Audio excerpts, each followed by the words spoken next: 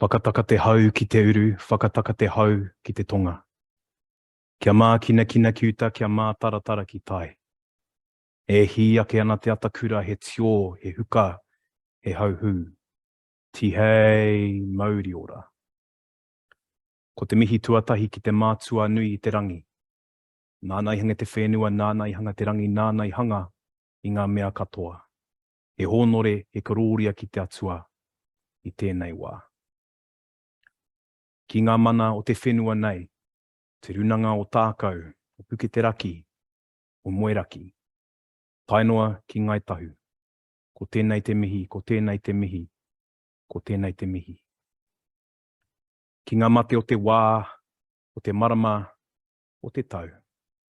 Ki ngā mate kua wheturangi tia i te taha o pōhutu kawa, i raro i te manaakitanga o matariki. Kua tangi hia, kua tukua, mō reira haere, haere, haere atu rā.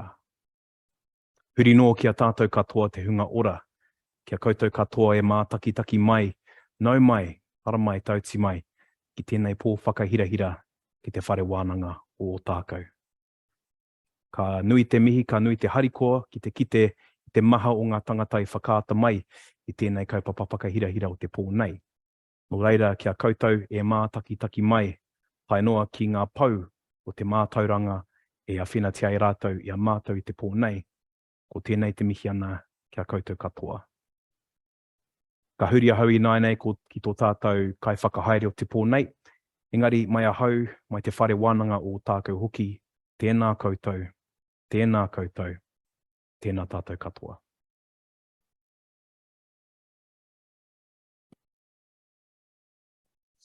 Ngā mihi nui, kia koutou katoa. Welcome and greetings to everyone who has joined us here this evening to this, the third panel in the University of Otago's Winter Symposium series. My name is Hugh Campbell, and I'll be your host tonight. First up, I'd like to send a big thank you to all of you for joining us and participating in this event. We are hugely gratified by how many people have tuned in to join us this evening. Thank you also to this panel of University of Otago academics for agreeing to spend an evening with us here in the council chamber of the university.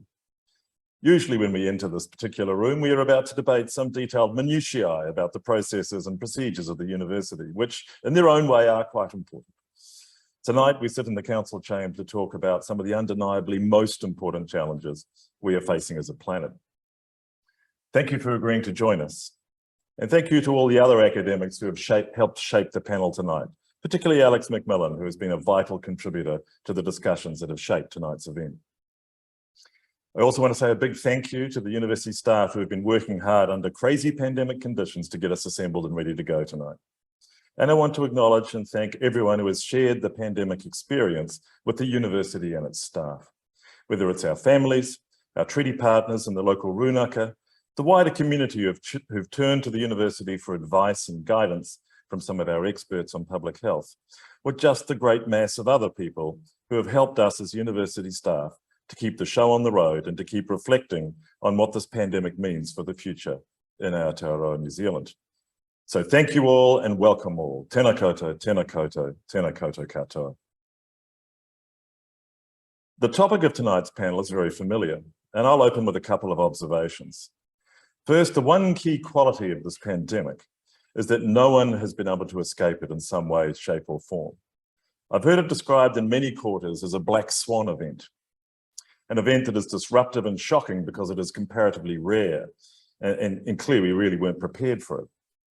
However, for those using that language, I respectfully disagree. This is generally considered to be the sixth pandemic in the 21st century, with at least two of them, including swine flu and avian flu, being definitively traced to intensive farming practices, some to climate change, and another bunch to habitat destruction to make room for resource extraction, farming and urban development that has squeezed wild ecosystems into tighter and tighter spaces and made zoonotic transfer of pathogens from animals to humans all the more likely.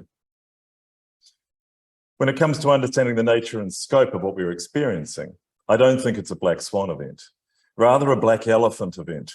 It's the elephant in the room, something that was always likely to happen someday. It was just slightly unknown as to when that day would come. Yet, given 6 prior pandemic events in the last 22 years alone, we can now see that in hindsight, we were lucky to dodge a lot of previous bullets. And it was inevitable the elephant in the room, a virus that transmitted rapidly, had serious effects and was hard to contain, would eventually happen. My second initial observation is embedded in the first. Our 21st century pandemics have been caused in great part because of environmental pressures. Each of the previous ones was recognised as such, but luck combined with some reasonable public health responses meant that up until now we could keep running just a few steps ahead of the consequences of our environmental actions. This one is different. Consequently, I see this pandemic as revealing a lot about the state of the world. It has been a profound event for our understanding of public health, the subject of our previous panel, and it has also revealed the deep fractures and socioeconomic inequalities that might have been previously less visible in Aotearoa, New Zealand, which is the subject of our next panel. But it's also revealed some startling things about our environmental footprint, our resource and energy use, our consumption patterns, and the fragility of a whole lot of underlying systems like agriculture, food, and transport. Here to tease these issues out in much more detail are 3 wonderful panelists. I'm delighted to welcome along Associate Professor Michael Jack, the co-director of the Otago Energy Research Centre, Professor Craig Bunt, who is our brand new Professor of Agricultural Innovation, and Associate Professor Lisa McNeill from our Department of Marketing. All have a particular interest in an aspect of the environmental impacts of our everyday activities, from energy use to food to retail purchasing. And each has been thinking a great deal, not only about how the pandemic changed these things, but also whether these changes are permanent or temporary, and whether they signal key pathways forward to sustainable transitions in the face of other existential crises like climate change. First up, Michael, who is in our Department of Physics and is a leading thinker and researcher on sustainable energy transitions. He has a particular interest in what kind of energy systems we will need to survive the 21st century, particularly the challenge of transitioning away from an energy system based on fossil fuels. Michael, over to you. Thank you, Hugh. So I guess some of us who have been thinking about climate change and energy use for a long time, we see every year fossil fuels increasing year on year. And sometimes it feels like we're on the Titanic and we're heading for an iceberg and there's no way to turn the ship. But the great thing about COVID from an energy perspective was that it showed us that we're able to act collectively and make very large, very rapid changes to energy use and greenhouse gas emissions. So I just want to give you some statistics just to show you the size of the change that we were able to bring about or that occurred because of the COVID type lockdowns. So the International Energy Agency reported there was a 9% drop in oil demand in 2020. Okay, this included around 16% drop in Q2 of 2020. Jet fuel, in particular, dropped 41%, with passenger air traffic 66% below 2019 levels. In New Zealand, aviation fuels for international travel dropped by 80% in the June quarter. And domestic aviation fuels by 60% and petrol by 30%. So these are all really big numbers. And kind of to put this in perspective, following the 1979 oil crisis, energy used for international travel only fell by 19%. Okay, so these are the sort of very large changes, very significant changes that we need to see if we're going to reduce greenhouse gas reduction. So in a way, it showed us, what we could do if we acted collectively. And I think related to this, COVID also showed us that the usual way of doing things is not the only option. And I think that was really important. And we'll probably hear it in the other talks as well. And one trend is this idea of working from home rather than having to commute to work, for example, just as an example. The second thing I think COVID taught us was the value of detailed real-time data for making important decisions. So there was this amazing level of data you could get access to around how COVID was progressing in countries right across the world. So you could see the positive cases that were occurring in each country, the immunization rates, hospitalizations, and even sort of down to the percentage of different strains that were occurring. And I reflected on this. So this translated into real concrete actions, shutting the border, lockdowns in just one part of the country, sort of detailed actions that we could use this data for.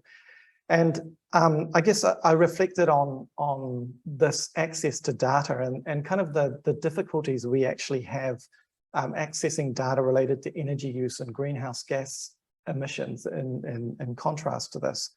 And, I just want to give you one example of this from my field. So New Zealand has one of the highest implementations of smart meter data in the world. And access to this data, if we anonymized it, could provide detailed insights into how New Zealanders use electricity. And this could be used for a whole variety of things, from new business models for sharing solar PV between your neighbor. What's going to happen if everyone started charging their electric vehicle at the same time? How we might be able to be more flexible in our demand to match variable renewables. So many researchers, such as myself, are frustrated by the kind of lack of data that is crucial to modeling that future transition. So I think I'll stop there because is that about my time? No, that's fascinating. And I think, yes, thank you, Michael. And the question that comes to my mind is, clearly there was a massive change in terms of our place of work. A lot of us began working from home. So can you see in the data the extent to which working from home may have shifted the needle in terms of our overall energy profile? So I guess the really extreme dramatic shift was in transport. So aviation and also transport fuels. Working from home did change electricity demand. So I just have some numbers from New Zealand, for example. Commercial demand for electricity dropped 4.4% and residential demand by 2.3%. These changes were kind of outside the range of changes you might see in the last 5 years, but they're still kind of quite small compared to transport. That's interesting. Yes, certainly centered transport there. All right, many follow-up questions to come, but of course the people who will be watching online will know you can start to send those questions in, and we'll come back to Michael once all three of our panelists have had a chance to speak. So next I want to invite Craig Bunt to join the conversation. Craig is the new Professor of Agricultural Innovation and is spearheading some really exciting developments at the University of Otago on how to revision our future agricultural systems, drawing on science, drawing on mataranga, and a whole lot of on-the-ground observations about what a future food and farming system might need to look like. So, Tanakwe Craig, and over to you. Tanakwe, thank you. You'd think this long into a pandemic, I'd be used to talking into a camera. That one, thank you. And I'll look at my notes. I'm a big believer in open book assessments and presentations. So I'll talk a little bit about emissions and transport as well in the agri sector. Emissions across the country and different sectors and different industries in our daily lives have dropped during the pandemic, and they're starting to come back up again as we go back to whatever the new normal is going to be, or move towards the new normal.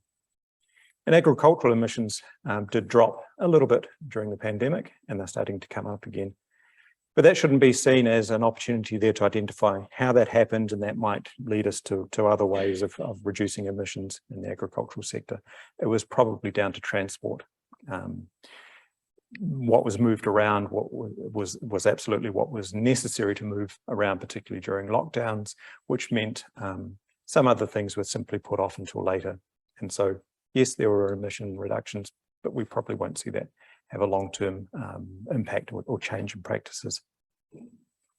We've all heard a lot about how the export agri-market has boomed. The latest data is pointing to just over 50 billion for the last year. We're a nation that's very, very good at exporting food. And we hear a lot these days, 5 million feeding 50 million. And this boom in export has occurred with the pandemic, with war in Europe, inflation. And so it's a little surprising that that boom is probably going to be around for the next 2 to 3 years at about that 50 billion mark. Many of the disruptions we encountered during the pandemic are to be expected. There was pressure put on labour, there was pressure put on materials. They've always been there. The form was perhaps just changed by the pandemic. It's always been a challenge to get people to work in the agri sector. What we saw during the pandemic was perhaps an over-reliance on cheap labour coming into the country, couldn't come into the country. There was a lot of concern about finding enough people to work in the agri sector. I personally liked hearing the stories about how wages were having to go up. I liked that we could see much of the country moving away from a low wage economy. So there's perhaps lessons to be learnt there. Let's not go back to everything back to the old normal. But we're a nation of wonderful food exporters, but I don't think we could say the same about our food distribution internally. While our agri-essential workers were going to work every day, they were ensuring our farms and our processors and our producers of food were operating. We didn't necessarily have shortages of food, but we had issues with distribution internally. We're now seeing other impacts due to COVID and the disruption of supplies around the world and the supply chains. We're seeing the disruption from Europe with war, particularly around cereals. And so something like wheat, which New Zealand has typically only grown half as much as it needs, and we import the other half. And now we're seeing challenges there. And so it's starting to put a spotlight on the internal food insecurity we have, and where before we might not have thought about where our food was coming from, and perhaps naively thought it was all grown here. So a lot of our cereals are imported. We're pretty good at growing and meeting our vegetable needs, but there are exceptions. We import more garlic than we grow for ourselves. We're not a big producer of nuts or pulses, and so we have a reliance on importation of those. And I think we're now starting to feel the impact of what's going on out in the wider world. Something as simple as the price of bread, if that goes up, does not mean the farmer is making more. We have a finite amount of land we can grow wheat on, and so they can't just double wheat production and make more money. What a farmer is making on wheat today is based on a contract they filled last year as well, yet they're paying input prices today to grow that wheat. So they're getting squeezed, perhaps you could say, on both ends, the cost of what's going in to be able to produce the wheat and what they agreed they would sell it for last year. So it may be going up in the supermarket, but that doesn't mean it's going up in the farmer's pocket. And now we're entering a phase where we think COVID's going out, but more has been piled onto the agri sector.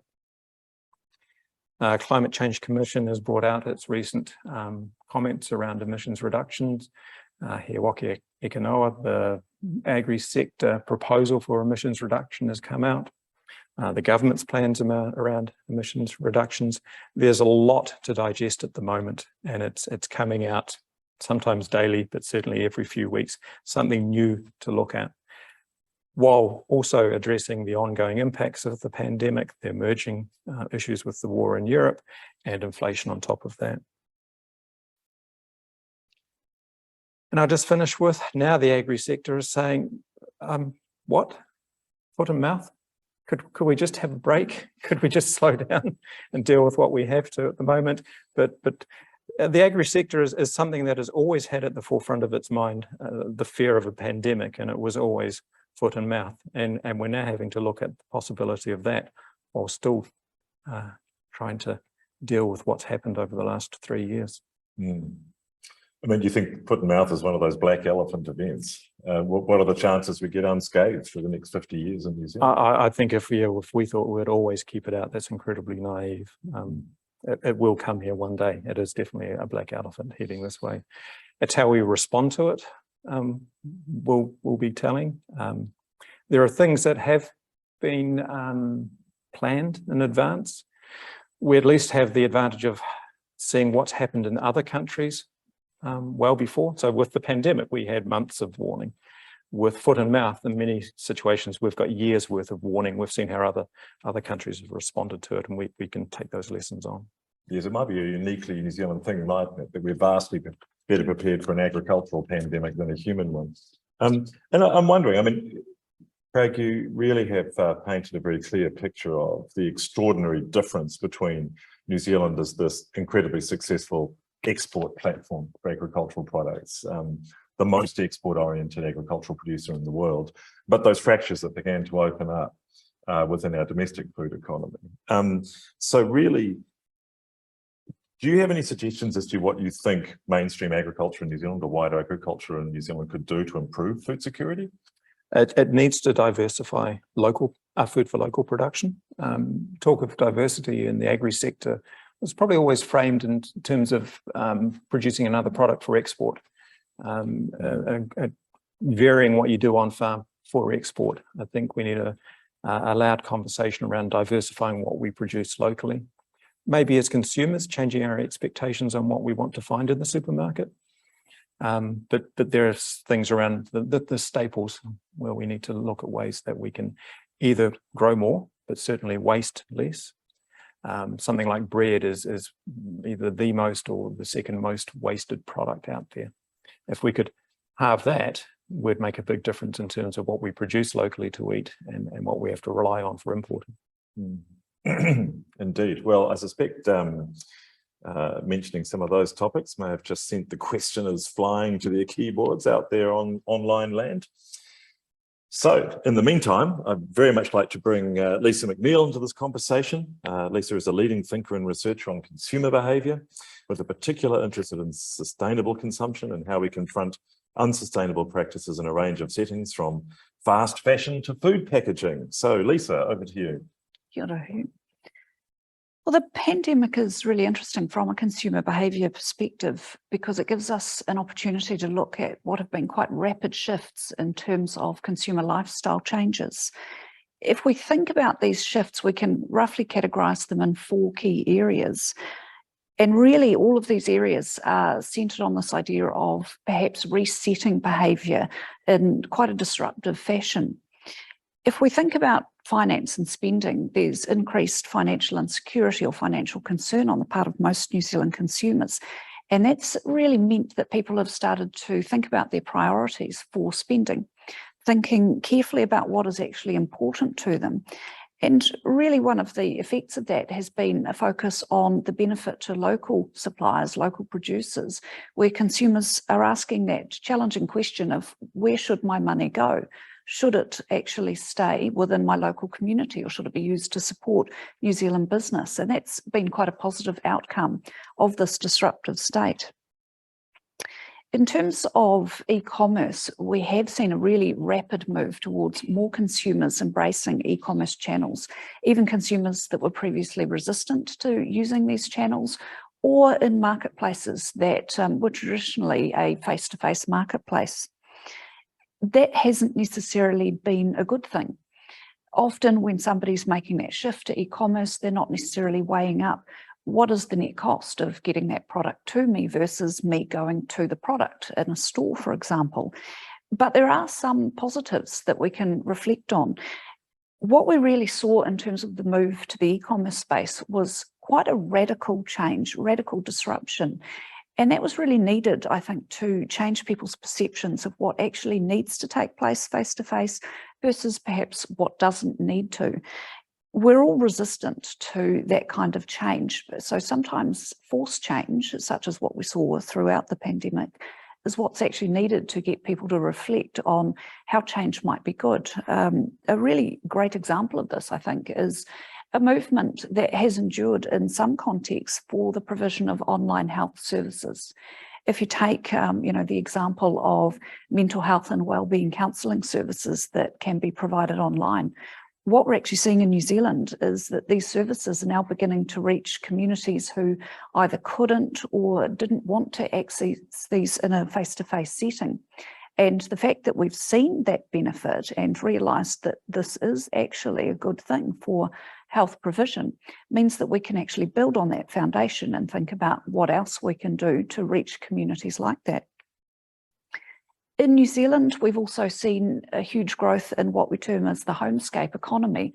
So people really reflecting again on what's valuable to them. And often that is the home, the friends, the family, the whānau, everybody that they welcome into their home, and even the wider community. What that means is that a lot of the focus for that financial reset or spending has been centred on the home or on the local community. People perhaps might be thinking more about tourism domestically or tourism in their local area rather than international tourism. They might be thinking about changing their perhaps food purchasing habits to support local suppliers, local growers. It gives us a lot of opportunity to develop on this from a sustainability perspective. There's a lot of evidence out there, if you have a look at what's trending on Instagram or YouTube or TikTok, that people are really embracing this whole sort of make from scratch or repair or do things ourselves. And this is an opportunity for us to build upon that. Just the example of the growth of fakeaways as a result of the pandemic, making your false takeaway at home from scratch and enjoying doing it and keeping on doing it really sort of underpins this type of thinking. We also saw a disruption to traditional brand loyalty as a result of the pandemic, and much of that again was centred around that movement to considering small, local or niche providers of the goods and services that we consume. And this really says that we've got huge potential to really start to develop and grow and support the markets that we might not have anticipated as having great growth. So a good example might be locally produced clothing, things that we can take back to the maker for repair, or we can take back to have remade when they go out of style or fashion. This type of thing actually offers a lot of opportunity for us to perhaps reconfigure how we perceive what we consume and what's valuable to us in terms of what we consume. Thank you. It's fascinating. I think that of all the topics here we're discussing here, it's like when I think back to lockdown, I think of going through that experience. It's like how it disrupted the retail sort of relationship was the thing that sort of hit you most. That plus a lot more time on a bike or going for walks, or always within the neighbourhood. So I'm wondering, I mean, that experience of suddenly only being allowed access to a very limited kind of set of goods, only essential goods that we were allowed to purchase there for a while. Did that have an impact, do you think? Yeah, that was a really interesting period because obviously consumer spending dropped quite dramatically in certain categories. Ostensibly we could only buy what was deemed essential. And, those categories were a bit fuzzy around the edges of what was really essential, but we were limited and so we spent less. But then when the markets opened up again, we saw that immediate spike. People were quite excited about being able to consume again. They were lining up for takeaways, for example. What's been interesting is while we did have that spike and consumer spending has actually recovered to a degree, what we're actually seeing is people starting to be a little bit more thoughtful about how they're spending now. And so perhaps there might have been a bit of that frivolous spending directly after the lockdowns when things became more available. But on the whole, I think the New Zealand consumers become a lot more conscious about where their money is actually going and what's actually important to them in terms of that spending. Interesting. Well, thank you, panelists, for those opening thoughts. And yes, really opened up a lot of interesting areas. And I suspect that's, I was going to say triggered a reaction, but I can't use that word now. I suspect that's engendered a reaction out there with people who are listening in. And we have quite a bit of time available now to see what people want us to talk about. Now, what I'll say is that I think, well, the pandemic is enormously broad and its environmental impacts are enormously broad. So let's take on what we can.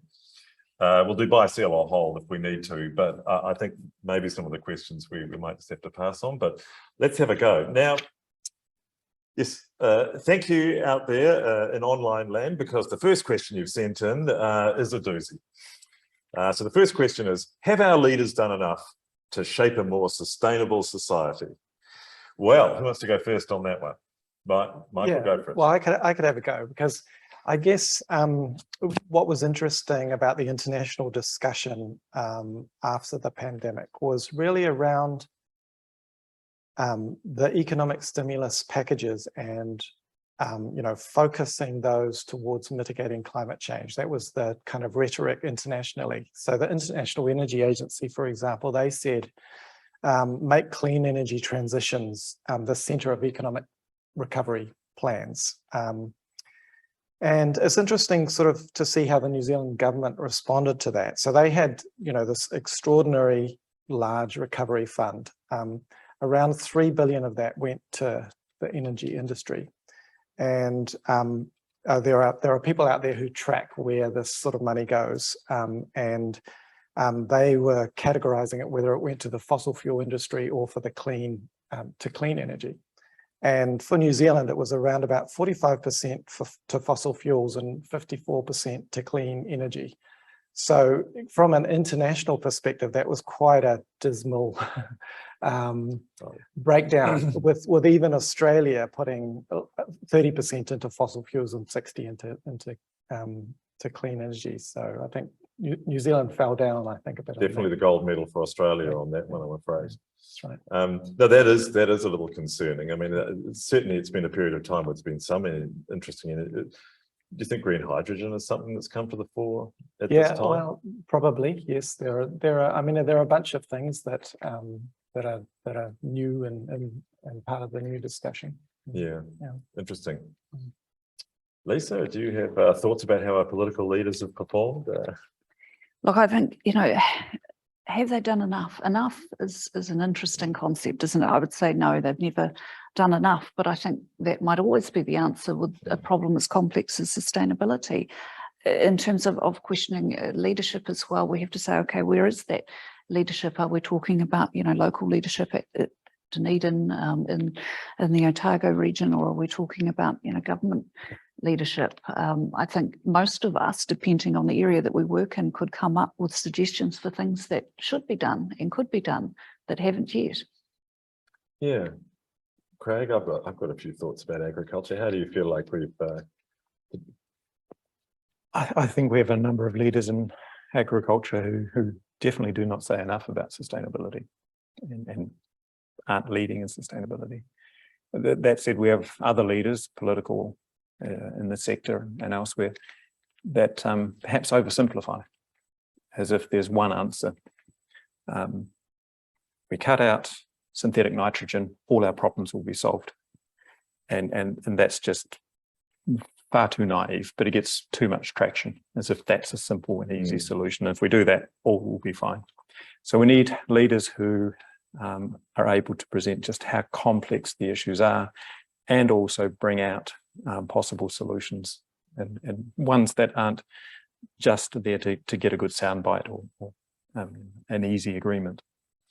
Presenting the hard solutions is going to require some very excellent leadership. Yes, I agree. I mean, there is a real dynamic in terms of change on the land, that there seem to be two speeds. I mean, at one level, you're talking about sort of the soundbite kind of response, which isn't really helping us, because there's a very complex collision of things happening in rural New Zealand at the moment, with a pandemic, along with a whole lot of other environmental dynamics, as you mentioned in your opening statement, coming due or being long overdue to be dealt with around about now. So it feels like a very high pressure moment.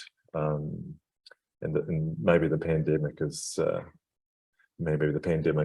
taken it off the radar screen to a certain extent, but it's very much there, isn't it? I mean, across the sector, satisfaction and thoughts on where the economy is going, the agri-economy, level of exports. It's the lowest it's been in a generation, and I think it's down to no one thing. It's dealing with all of this at once, and there's nobody who's trying to address as much as possible. Everybody's focusing on their little bit. So somebody might be talking about carbon sequestration, as if that's the answer. Another is talking about alternative fertilizers, as if that's the answer. Or we'll all go vegan, if that's the answer. None of these are death nails to agriculture, as some might say, or others might say that such and such a leader is trying to kill agriculture.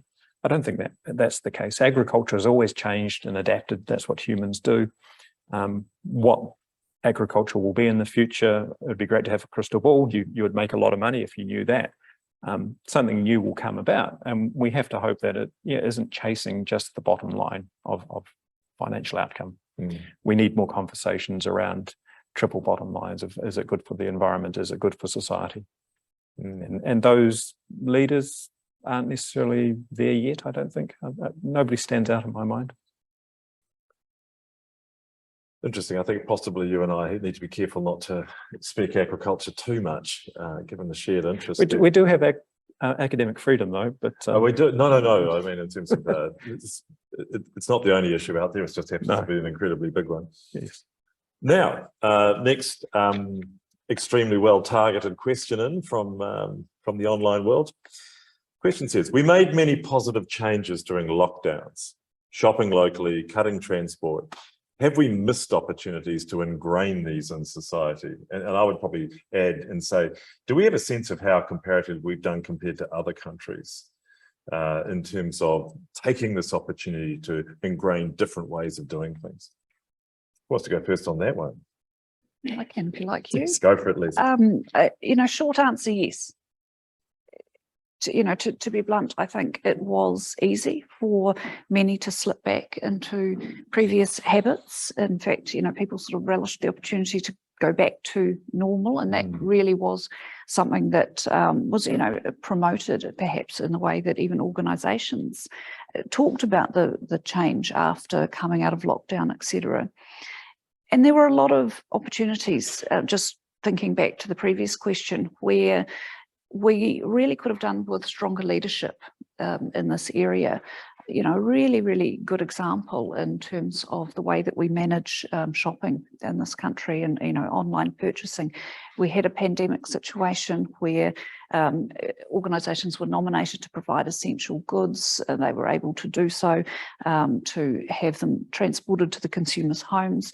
There was little to no concern, really, by people who were allowing this sort of change around the packaging that those goods arrived in, or the form of transit used to get the goods there. There was little consideration of whether, if you were purchasing essential goods, should they come first from a local supplier as opposed to a supplier at the other end of the country. So I do think we have missed opportunities, and it is easy, we can all say that as consumers, to slide backwards a little bit in terms of good habits. Anyone who's perhaps started a gym membership and has slid backwards knows that it is easy to do. So I think perhaps we could do better. Yes, it's interesting. I'm reminded of an economist of yesteryear who said, you need to have your alternatives in place ready for when the crisis comes. My feeling is that we arrived with a few gaps in the shelf labelled alternatives that we badly need when the crisis comes, or what we need to be moving towards, and perhaps that's one of the things that really got exposed. Now, do either of you two want to take on that question, or should we move on to the next one? I can see that Michael's looking at the screen and going, I like that one. So shall I read it out? Okay, so the next excellent question is, do you expect to see a rise in the amount of transport use again, or is it suspected there may be a slow increase as people get used to being able to travel as they once did? Well, I'll be interested to hear what you say. I've just come back from my first overseas trip with mixed reviews. So tell us. Yeah, this is one of those crystal ball things where who knows what's going to happen. I guess, there does seem to be this feeling that we don't need to travel as much. I think the being able to meet online has become quite a normal thing now, that we kind of, I guess, feel less need to be traveling just to sort of meet people and have a meeting, I guess. And so, yeah, I imagine that is something that we will sort of bed in after in longer term.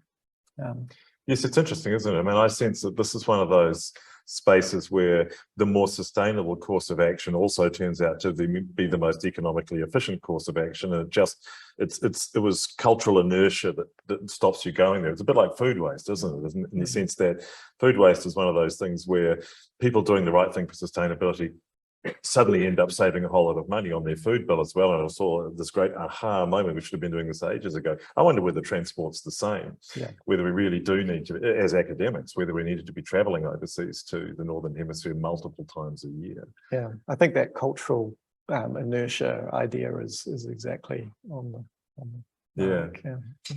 Craig, any thoughts in this area, or shall we? I'm just observing in my personal life, I hope the increased use of public transport sticks with some people. Some people, if things so-called get better, inflation drops, petrol drops or whatever, might go back to their private car. But I hope a significant portion who are now using public transport stick with it. Yes. Thank you. Right, well, here we have a special request for Lisa from her fan base and the public. What has COVID's effect been on consumer packaging and waste? Is there a tension between perceptions of protecting public health from infection and effects on environmental health? You began to go there. You get a second chance. Right. Yes, there is a tension in that area, particularly. Supermarkets, as an example, have mentioned a swing where consumers who previously were happy to buy products unbagged, unpackaged, etc., say fruit and vegetables, through the pandemic have moved back to expecting things to be wrapped in plastic. There's been a rise again in sales of products like Glad Wrap, as an example, where there had been a slight decline in those markets. We're seeing a lot more sales in the category of cleaning products, things that may not be necessary, but certainly make people feel safer, chemical-based products packaged in plastic. So there certainly has been a sort of a knock-on effect of people's fear about COVID and fear about illness and what they're actually doing for the environment. Yes, that feels like a very particular tension, a tension that's very redolent of this particular moment and the nature of a crisis to reveal those particular contradictions, doesn't it? The problem is, though, when you have a tension like that, it brings about the opportunity for that behaviour to embed again. And so we lose all that positive stuff and we start sliding back into saying it's normal to wrap our products in layers and layers of plastic. Yes, absolutely. Right, and now Craig's supporters out there in online land have asked this question. But Craig, you mentioned the need to shift to local production of food. How might this shift be encouraged? If we think of something like oat milk, most of it is made overseas. A lot of it, until recently, if it was made from New Zealand oats, was still made overseas. So oat milk is a good example of something that has needed a local production ability to do that. So there are brands here now that use New Zealand oats and process it here, and so there's local production. We're seeing likely that there will be a production facility set up in Southland, so we should see a move towards something like oat milk being grown and made here. So I think we need to see more of that. There are some other interesting, unique quirks and blocks. We now are able to grow hemp for seed for oil and for the protein from it to put into food, or hemp for fiber. But we can't use any of the waste material from that industry as a stock feed. So one leaf off a hemp plant is a violation of the Misuse of Drugs Act. So where we could be growing something that is disease tolerant, drought tolerant, produces food and fiber, and is a great product for us, none of that can be used as a stock feed, as I say, an alternative to palm kernel expeller, because we have this weird little line in the Misuse of Drugs Act. So we need some of those barriers to be removed. That sounds interesting. I mean, I think, do you think there's a sense in which there's a whole raft of food regulation which is basically designed to address the large actors and the large players in the food system. It just becomes very, very hard for small players to enter into local food production. Yeah, I think there's some of that. The hemp one's a unique, real quirky one. But it's also, New Zealand is a small country, well, a small population in a large country. We simply don't have the capacity for some things, not necessarily food related, but say rendering of offal from an abattoir. You can collect from that the bone and meat meal and turn that into pet food. We have a very good industry doing that. A lot of it's exported around the world. The tallow from that industry can be turned into a biodiesel, but we export the tallow to Singapore because we don't have a production capacity here as well, because we could just never do it at scale. So we need to think carefully about what we are producing and can we actually handle it locally at scale to be able to utilize it here. Interesting. Now, Michael, I think the next one's going to be for you, although we can all weigh in because I think this is something that we've all been thinking about lately. So the question is, should mass tourism continue as it was before COVID? I suspect that was a rhetorical question from whichever wise soul from out there sent it through to us. Is it a rhetorical question, Michael? Well, yeah, so I guess, yeah, I mean, emissions from aviation are, I guess, some of the most difficult greenhouse gas emissions to reduce. There's not a lot of options for international travel. So within a country, there are more and more options where we're looking at small electric planes, for example, that can do kind of domestic travel, but international travel is one of those really difficult areas that you know, there could be aviation drop-in biofuels, for example. But I think before any of that comes along, then the only real option is to reduce the amount of international travel that we do as a way to reduce greenhouse gas emissions. So, yeah. Yes, you sounded very apologetic about this, but it is really one of the major issues facing New Zealand. I mean, we've talked a lot about the massive agricultural platform in New Zealand, but the importance of tourism as an economic growth driver, particularly in certain places in the South Island, can't be underestimated. But I mean, before the pandemic, we were having these discussions before the pandemic happened. We were talking about, you know, there had already been discussions underway of what does the future of Queenstown look like if there's a 90% reduction in international air travel, as probably there will need to be to cope with climate change. And we did have an experiment with all traveling locally, and a lot of us loved it. So yes, thank you for that question. So I suspect, whilst this is addressed to all panelists, it's again, your fan base is out there, Lisa. Could the panelists tell us their thoughts on recycling and rescuing of food and clothing? Are there opportunities to reduce waste and to make it an enticing thing to do rather than as a concept only for those experiencing low income or poverty? Take it away, Lisa. Well, I think maybe if I address Is that a family member of yours who said that one? No, Yes. maybe if I address the clothing question and perhaps, you know, somebody else might like to think about the food question. In terms of clothing, traditional clothing production has operated on this take, make, waste cycle, and we've all been conditioned as consumers to accept that as the only option. We do have opportunities to change the way people actually see that cycle. We have opportunities to actually have people really think about what is the actual life cycle of a garment and what is my responsibility in regard to that life cycle. And that means changing what you buy, thinking really carefully about how long you're going to use it or have it for, thinking carefully about how you launder the things that you have, thinking carefully about either the repair skills that you yourself have or have access to, or what you're prepared to do to repair, to remake, to extend the life, but also from a manufacturing perspective, putting pressure on the people that are doing the take, make and the waste to actually take responsibility at the end point as well for what they're actually putting out into the consumer world.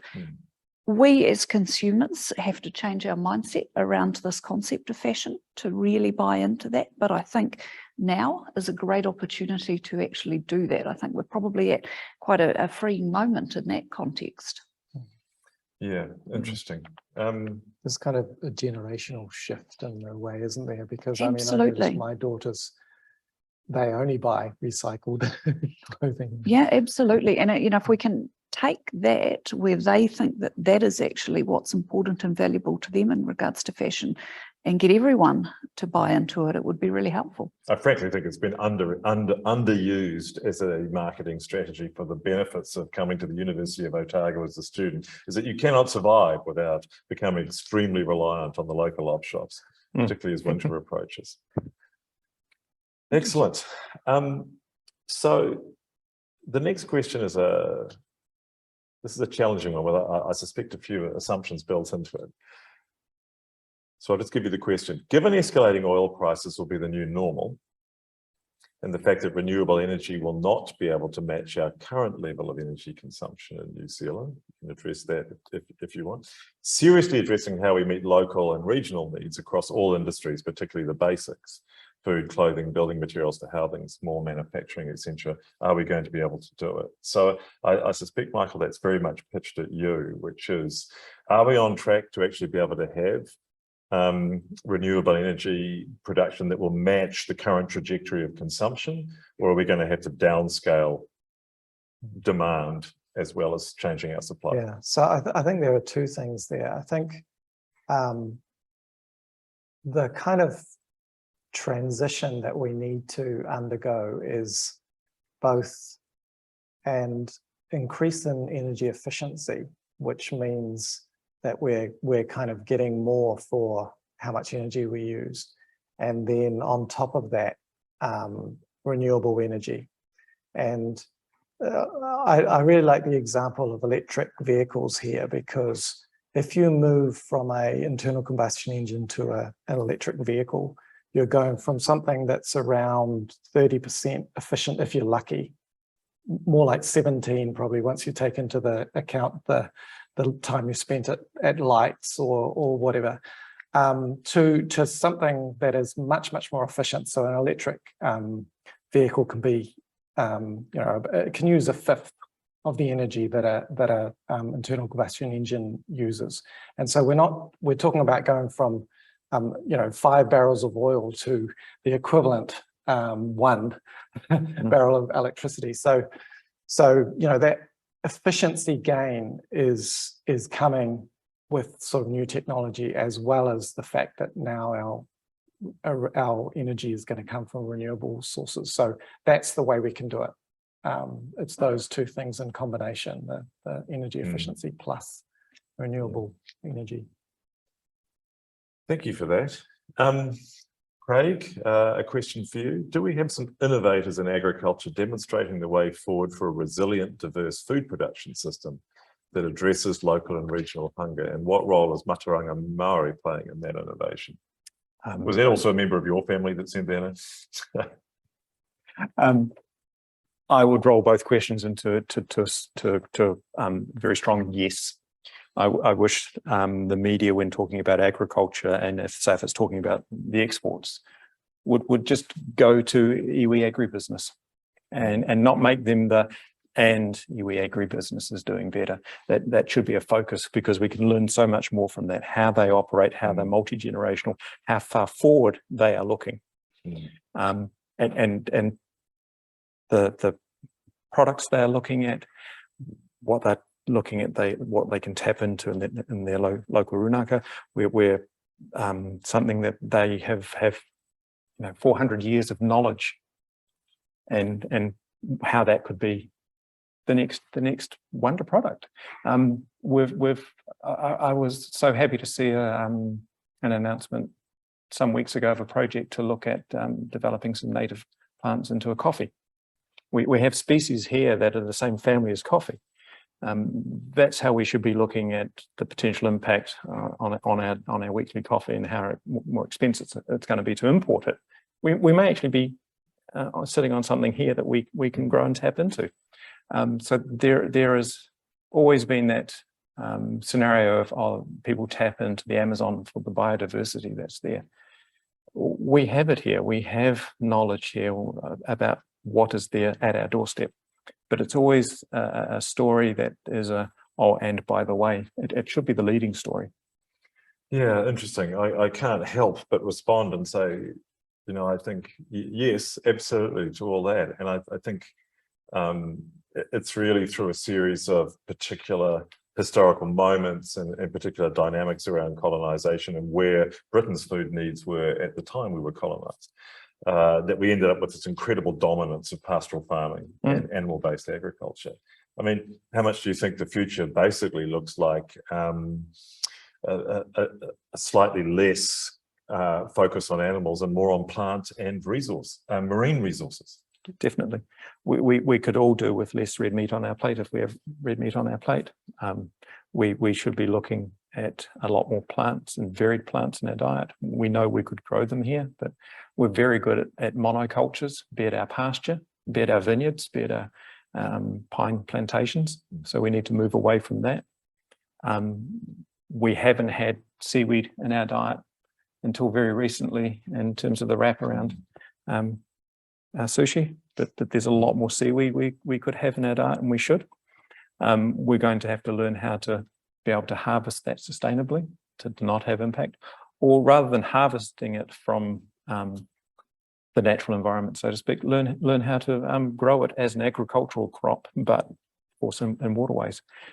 It's going to be challenging because we're already seeing issues in terms of, say, salmon farming, getting too warm in the Marlborough Sounds, they have to move out into Cook Strait.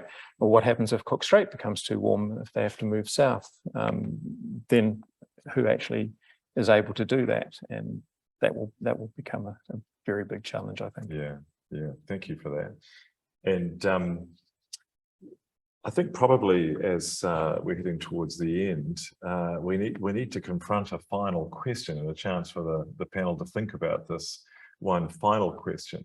So in light of all that we've discussed tonight, and I think that I've really appreciated hearing you do a deep dive into your areas of expertise and draw reflections on that. But for someone listening out there, if from your area, what you had to do one thing, what was the one, well, not the only thing, but what would be the first or the main thing you'd think about in terms of shifting the levers of change? So Lisa, do you want to go first? Sure.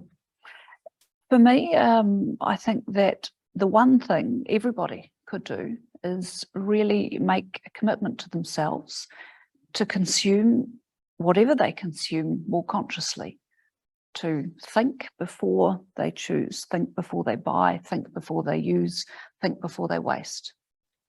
Thank you for that. Nice and succinct. That was, yes, that was relevant to us all. Oh, yes. I have to give a very similar answer. If it's something like a wool item of clothing, don't buy that because you're going to feel good, because if it goes into a landfill, it rots. Wool's an amazing complex fibre that should be seen as something more than can rot. It's already locked carbon in. Why throw it away? We need to move away from that. The description you used for the fashion industry? Take, make, waste. Take, make, waste.